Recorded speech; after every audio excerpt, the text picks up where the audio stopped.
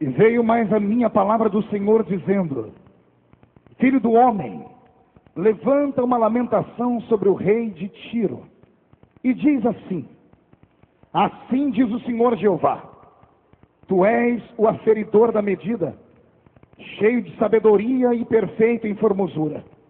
Estavas no Éden, jardim de Deus. Toda pedra preciosa era a tua cobertura: a sardônia, o topázio, o diamante, a turquesa, o ônix, o jaspe, a safira, o carbúnculo, a esmeralda e o ouro. A obra dos teus tambores e dos teus pífaros estava em ti no dia em que foste criado, foram preparados.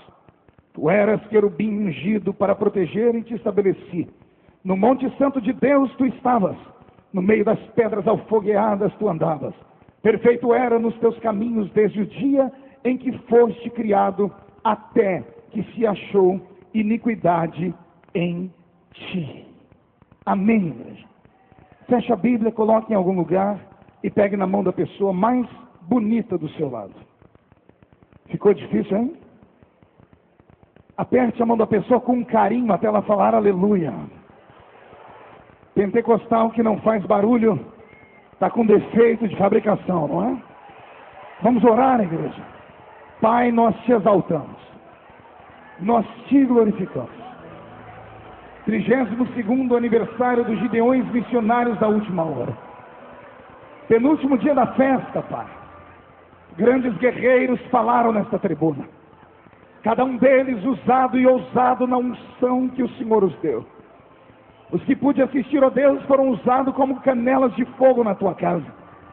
Que o Senhor estenda sobre eles a sua mão, sobre o pastor Paulo Marcelo, sobre o pastor Júnior Vola, sobre o pastor Youssef Akiva, que aqui pregou, sobre o pastor Anderson do Carmo, que aqui esteve ministrando, sobre o pastor Antônio Silva, sobre o pastor que aqui ministrou ao nosso coração e atingiu a nossa alma com as lágrimas, Senhor meu Deus, cujo nome agora me falta a memória. Lembrei, pastor Jander, que o seu Espírito venha sobre eles. O pastor Samuel Ferreira, que ontem nos levou até o céu. E aqueles que ainda irão pregar, ó Pai, aqueles que eu não sei o nome, que já pregaram pelo pavilhão, os que estão aqui comigo nessa noite, venha sobre nós nesta hora, Senhor, uma unção de unidade. Venha sobre nós, Senhor, quebrando dos céus para a terra uma unção de glória tão grande, mas tão grande, que as caravanas que forem retornar nesta noite, voltem debaixo do peso da sua glória. Antes de ministrar a sua palavra, cerca esse ginásio com a sua presença, e num raio de 5 quilômetros, onde houver um demônio alojado, eu dou a esses demônios segundos para sumirem daqui, porque se não sumirem, serão queimados pelo poder da sua glória, que aqui será derramada. Rasgue o céu sobre Camboriú nesta noite, manda anjos de fogo descerem aqui, que esses anjos desçam trazendo brasas de fogo nas mãos, comecem a esparramar essas brasas entre nós, e onde houver um crente cheio do Espírito Santo, pega ele, Jesus, toma ela, Jesus, mas pega agora, agora, agora, meu Senhor. E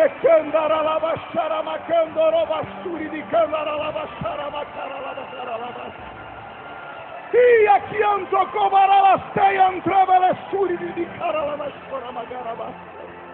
fala conosco, sem esquecer os milhões que estão nos acompanhando agora pela Rádio Paz do Vale e também pela internet, ó Pai. Cerca a nossa nação e as outras com o fogo do Teu Espírito, em nome de Jesus. E a igreja que é soberana diz amém. E os que podem tomar o seu assento, aplaudindo a Jesus, porque Ele é bom.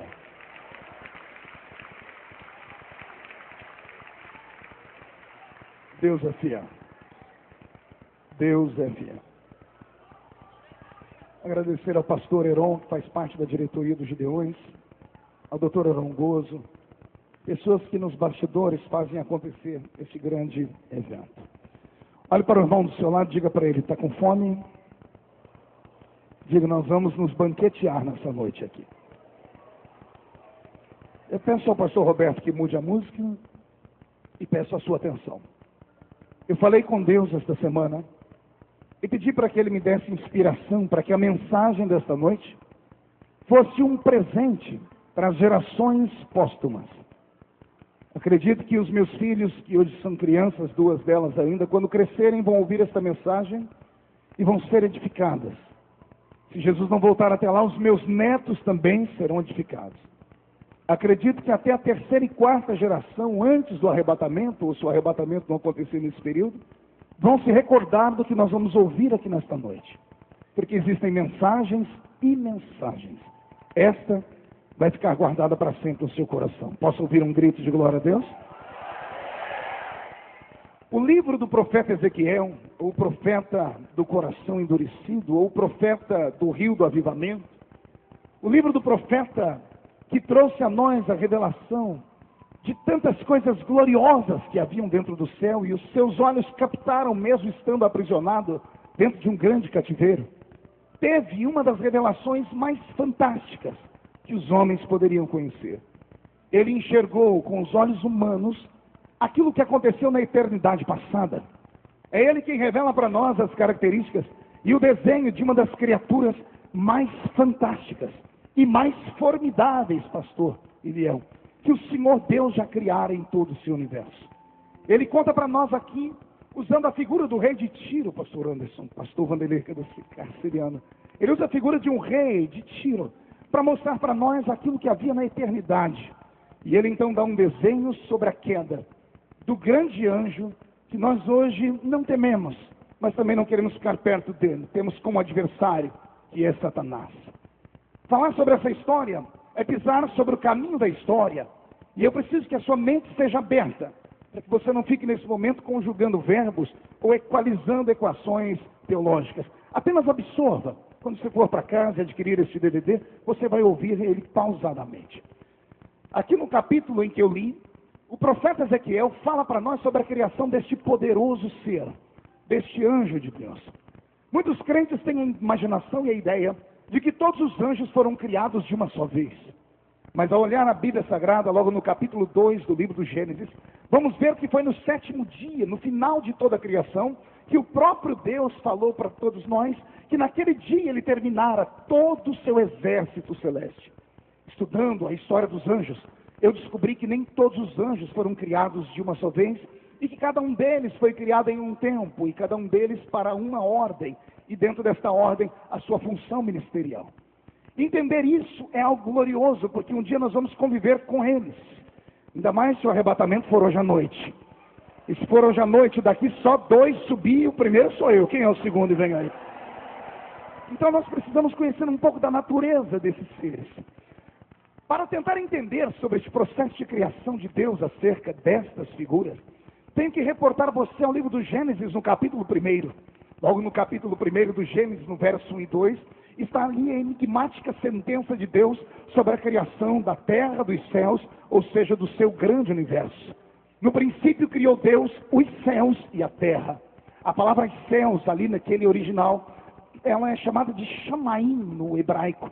E a palavra Shamaim não fala céu que podemos enxergar, mas sim o poderoso e complexo universo criado por Deus. No princípio criou Deus o universo e colocou dentro dele este planeta que nós chamamos de Terra, mas que deveria ser chamado, na verdade, de planeta água, porque existe mais água nesse planeta do que terra.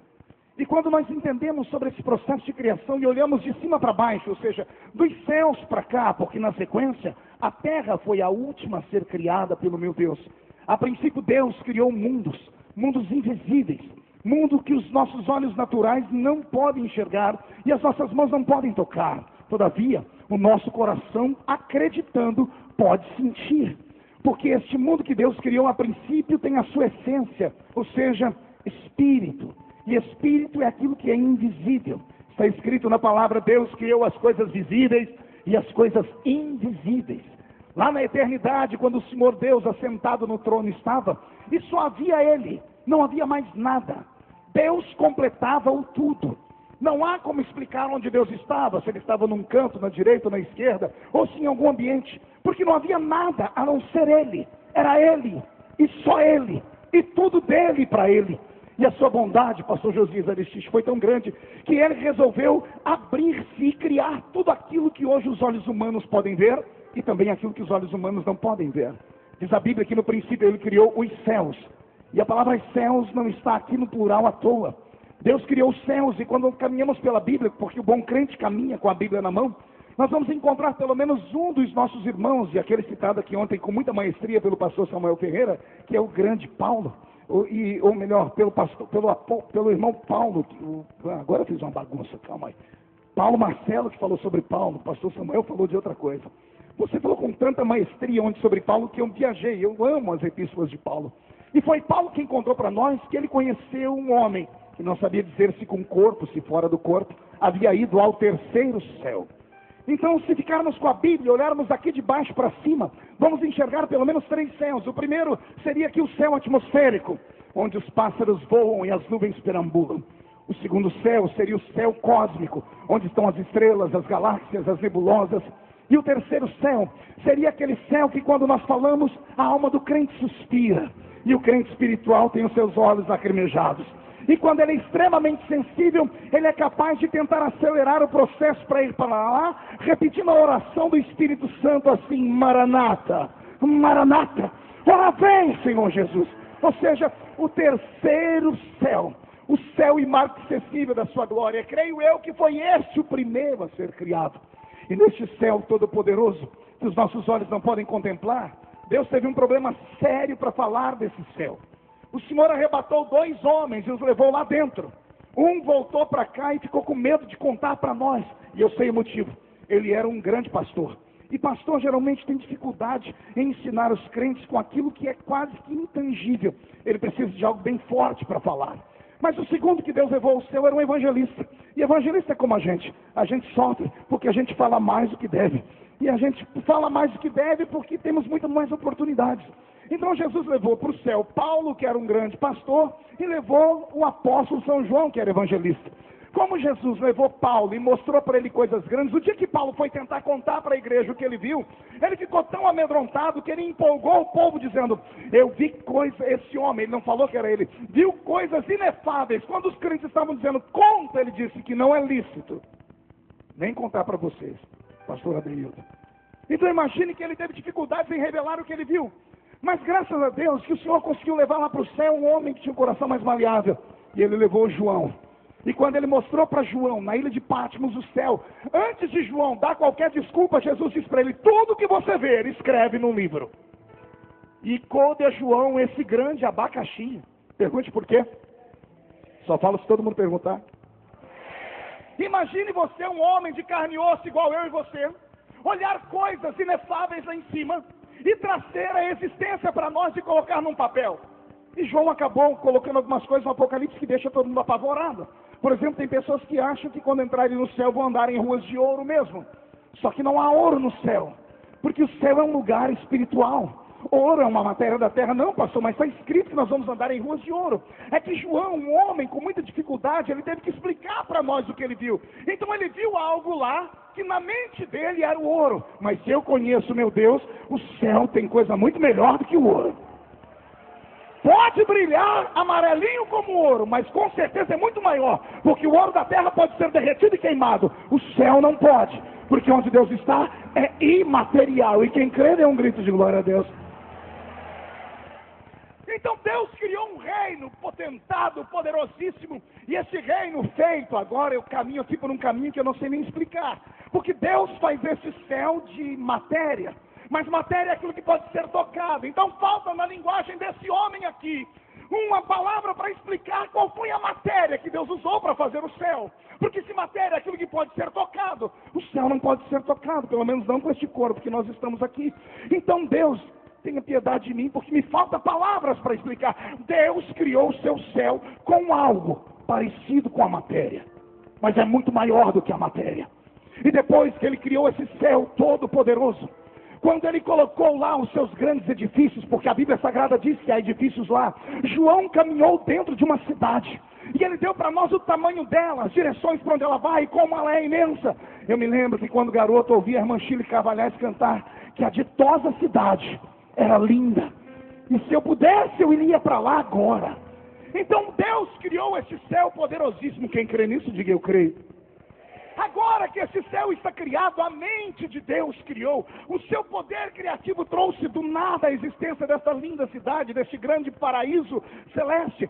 Deus olhou para ele e viu que tudo que ele fez era perfeito, mas faltava dentro daquele lugar algo que a matéria também não pode ser dita, porque tem dificuldade de encontrar na linguagem do homem o que? Deus olhou aquilo tudo e percebeu que tudo era tão perfeito, mas estava ele só assentado no trono.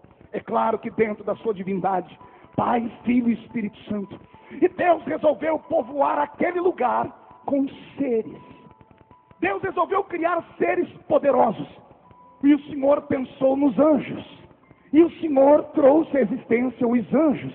Deus não fez os anjos. Ele criou os anjos. O verbo fazer, ele é o verbo asa no hebraico. E o verbo asa no hebraico, ele significa fazer a partir de uma matéria-prima já existente. Algo que pode ser tocado. O verbo usado para Deus criar os anjos é exatamente o verbo criar. Porque o verbo criar no hebraico é o verbo bara ou bará. Ou seja, criar do invisível. Deus estava sentado no trono e sentado no trono ficou. Quando ele pensou nos anjos, ele trouxe os anjos à existência. Pergunte de que forma? Não pela palavra. Deus não disse haja anjos. Pelo que eu entendo da Bíblia, a palavra anjo ela é muito complexa. No livro dos Salmos e de Provérbios nós vamos encontrar homens que conheceram o mundo espiritual diferente de nós, que enxergaram anjos em seu tempo, que caminharam pela terra dizendo, anjos são espíritos ministradores, que ministram a favor daqueles que hão de herdar a salvação. A palavra espírito vem do grego, ruach, e ruach é sopro, ou hálito.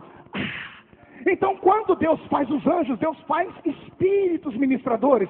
Assentado no trono estava, assentado ficou. A mente dele criou e Deus trouxe eles à existência pelo sopro da sua boca. E ao soprar, Deus criou esses seres poderosos. Por isso não podem ser destruídos. Por isso não podem morrer. Por isso não podem desaparecer. Porque são seres feitos da própria essência divina. São seres feitos do próprio Espírito de Deus. Quando Deus os sopra, de dentro do Senhor saem essas criaturas poderosas. E o Senhor vai os fazendo, cada um a seu tempo. Deus cria anjos. A minha Bíblia Sagrada é tão rica que ela começa a dizer que esses anjos são feitos em categorias. Nós vamos encontrar os querubins. Nós vamos encontrar os serafins. E nós vamos encontrar na nossa Bíblia o nome de apenas um arcanjo. Não há dois nem três. Ah, pastor, e Gabriel? A Bíblia diz que Gabriel é feito da mesma essência, do mesmo poder, mas a Bíblia não ousa chamar ele de arcanjo. Diz que ele é um príncipe, como Miguel, mas a Bíblia só fala de um arcanjo. Então eu fico com aquilo que a Bíblia diz. O meu pensamento dessa história que eu estou aqui dizendo para vocês, ele vai longe. Porque, como eu disse a princípio, eles não foram criados todos juntos. Cada um foi criado em um seu tempo. E esse último que eu citei, esse grande arcanjo, foi o último a ser criado com uma leva de anjos especiais. E por quê, pastor? Por que é que Deus criaria um anjo com espada na mão, se na eternidade passada não tinha inimigos? Por que é que Deus criaria um exército para guardar o céu de quem? Contra quem? A princípio Deus cria os anjos do céu somente para adorar o seu nome. A princípio Deus coloca esses querubins, que são anjos da guarda, mas não são anjos que guardam com espada, notoriamente falando. São anjos que protegem, ou anjos que cercam o trono de Deus. E quando a Bíblia fala de serafins, ela vai um pouquinho mais longe. A palavra serafim é aquele que arde em fogo. Existem anjos de fogo. E eles são os serafins. E por que são de fogo, pastor? Porque são eles que assistem diante do trono de Deus, face a face. O poder de Deus sobre eles é tão grande que Deus fez eles com 6 asas. Para 2 cobrir o rosto, para 2 cobrir os pés, e com 2 voarem, e ao redor do trono dele dizerem: Santo, Santo, Santo é o Senhor dos exércitos. Então o Senhor os criou nesta forma, e neste potentado e neste poder. Colocou esses seres lá dentro. Se você abrir a sua Bíblia no livro de Hebreus, no capítulo 9, você vai ver que o escritor diz que o tabernáculo da terra é apenas uma sombra e um tipo do tabernáculo que há no céu. Se há um tabernáculo no céu, esse tabernáculo é muito parecido com o nosso, ou o nosso é parecido com aquele. O tabernáculo da terra é separado em 4 pontas, ou em 4 etapas. O primeiro é o alpendre, depois o átrio, o lugar santo e o santo dos santos. Se o céu é parecido com a terra, ou a terra é parecida com o céu, porque é isso que o escritor aos Hebreus diz, existe lá no céu 4 espaços, 4 etapas, para se chegar diante do trono de Deus, e cada um desses seres que o Senhor criou, os criou para estar em um lugar, estabelecidos. Talvez por isso 4 categorias de anjos, porque eram 4 espaços no céu, como o tabernáculo na terra, assim há. Tudo estava perfeito, mas o céu ainda faltava uma coisa. Havia beleza no céu, havia poder no céu, e havia vida no céu, porque os anjos têm vida. Quem entendeu até aqui, diga eu entendi. Todavia, pelo que eu entendo lendo a Bíblia, no céu só faltava uma coisa então. Pergunte o quê? Música. Porque o céu era assim, ó. Só era quebrado quando ouvia-se lá de longe alguém gritar: Santo, Santo, Santo, Santo, Santo, Santo, Santo é o Senhor. E esse coro se repetia todas as horas, até um belo dia que Deus, assentado no trono e recebendo aquela adoração de gritos de glória, de gritos de aleluia, de santos, ele olhou para o seu poder, interiorizou-se mais uma vez e teve uma ideia brilhante: vou criar o mais belo ser até aquele momento. A mente de Deus pensa, e pelo sopro da sua boca Deus cria este querubim do capítulo que li. Um querubim que protege, querubim ungido na guarda, aquele que guarda a adoração. Só que Deus não faz normal, Deus não faz apenas para ser mais um. Deus dá a ele uma beleza que não deu a ninguém, Deus dá a ele um poder que não deu a ninguém, Deus dá a ele algo de glória e de graça que ninguém nunca antes havia tido. E Deus faz nascer dentro dele um dom. Deus faz nascer dentro dele o que, igreja? Pergunte qual? Capítulo 20.